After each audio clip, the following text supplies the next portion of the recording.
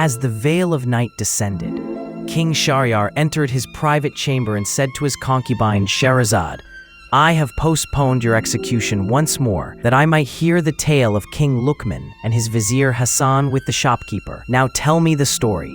And she replied, "With all obedience, my lord," and began to recount the tale. It is said, O wise and noble king, that King Luqman, a just and wise ruler, once said to his Vizier Hassan that his heart had grown weary of all the reports and accusations whispered into his ear, and he longed to behold the condition of his people with his own eyes.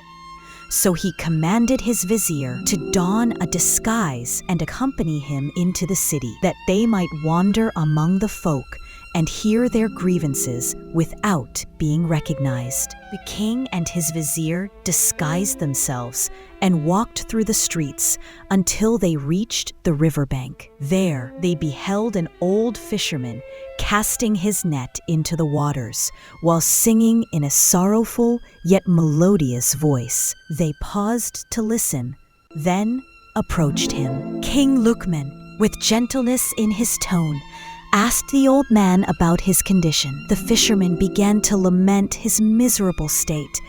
He was poor, burdened with a wife and 7 children, and could scarcely find enough to feed them. Despite casting his net since morning, he had caught nothing. King Luqman's heart softened, and he offered the man 100 dinars in exchange for whatever might emerge from this next cast of the net. At first, the fisherman did not believe him. But when the king tossed him a pouch filled with gold, he trusted the offer, invoked the name of God, and cast his net once more.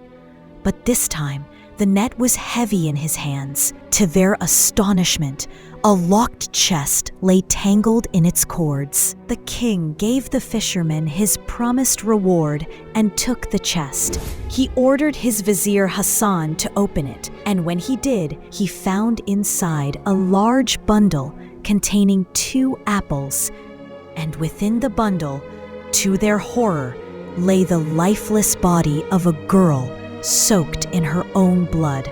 The king was aghast and sensed that a terrible crime had been committed. He placed the burden of uncovering the murderer upon his vizier, warning him, "If you do not find the culprit within 3 days, your life shall be the price." On the morning of the 4th day, King Luqman sat upon his throne. The deadline had passed, and Vizier Hassan had yet to present the killer. He summoned the vizier before the court. Hassan stood trembling, his face marked by fear and sorrow. The king looked upon him with wrath and said, "Where is the killer, O vizier? You are entrusted with the safety and order of this realm. If you cannot uphold it, then what use are you to it?" He called for the executioner and ordered him to strike down the vizier.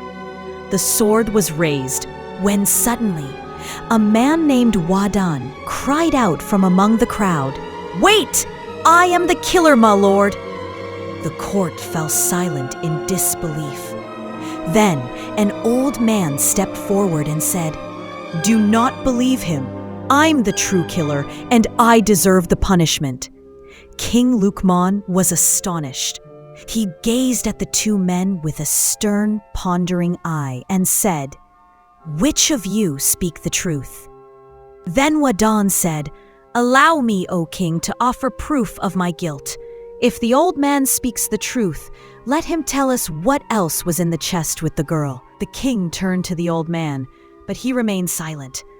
Then Wadan said, "As for me, I say there were 2 apples in the bundle."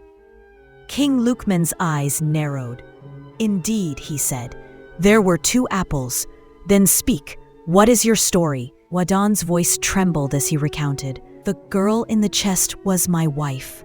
I loved her with a love beyond words. One day she fell gravely ill, and the physicians prescribed a rare kind of apple as her cure. I searched the city in vain, until an apothecary directed me to King Samandal's orchard. I traveled far and wide, and with 3 dinars, I bought 3 apples and returned. When I arrived home, I found her recovered, praise be to God, and the apples untouched beside her. I left them there and went to tend my shop. Around midday, a black slave entered, tossing an apple in his hand.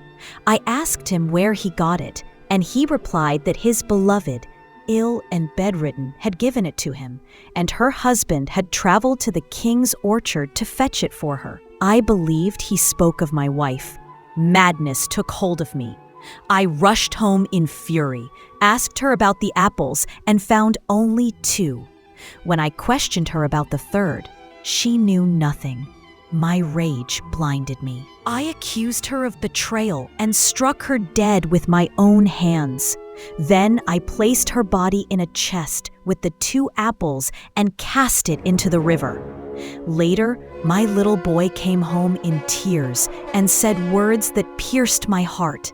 He said, "Father, I wish I hadn't taken the apple." I stared at him in shock and asked what he meant. He replied with innocence, "I took one of the apples to play with, but a black slave snatched it from me. I tried to take it back and told him it was medicine for my mother and that you had traveled far to bring it to her, but he fled." And at that moment, I collapsed. I cried out in anguish, "Forgive me, Lord. I killed her though she was innocent. I judged her wrongly and have wronged her and myself." I went to her father and told him all that had happened. We wept together in grief. And when I heard the story of the Vizier, I came here to confess my sin and receive my rightful punishment. At this, King Luqman turned to Vizier Hassan and said, "I had asked you to bring me the killer, and now I still ask you to do so." The Vizier answered, "My lord, he stands before you." But the king said, "Nay, the true killer is that vile slave. You have 3 days to find him. If you succeed, your life is spared. If not, you shall bear the blame for what has passed." The Vizier pleaded with him, "My liege, I beseech you, do not burden your servant with this task. I implore you, by God, do not treat me as the king of the jinn once treated the owner of the inn." King Luqman's brow rose. "And what tale is this, O Hassan?" And the Vizier began to recount to King Luqman the story of the innkeeper and the king of the jinn, and the horrors he faced. And just then, morning broke, and Scheherazade fell silent, ceasing her tale until the next night.